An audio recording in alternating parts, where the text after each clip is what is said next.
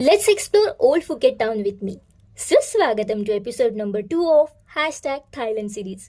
फुकेतचं सौंदर्य फक्त समुद्र किनाऱ्यांपुरताच मर्यादित नाही, तर ओल्ड टाउन मार्केटमध्येही एक खास जादू आहे, जी इतिहास, संस्कृती आणि चव यांचा सुरेख मिलाप आहे. दर रविवारी इथे फार सुरेख मार्केट असतं.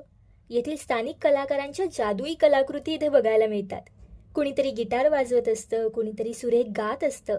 थायलंडच्या स्वादिष्ट पदार्थांचा सुगंध चोहीकडे पसरलेला असतो. हस्तकला वस्तू, कपडे, क्रोशे बॅग्स, फ्रीज मॅग्नेट्स, सिरामिक्सच्या वस्तू अशा असंख्य सुंदर व दुर्मिळ कलाकृती इथे बघायला मिळतात. इथल्या रंगीबेरंगी म्हणजे पिंट्रेस्टवरच्या सगळ्या ॲस्थेटिक्स, पेस्टल कलरच्या वस्तू, इथल्या इमारती आणि क्यूट कॅफेज बघतच राहावेसे वाटतात.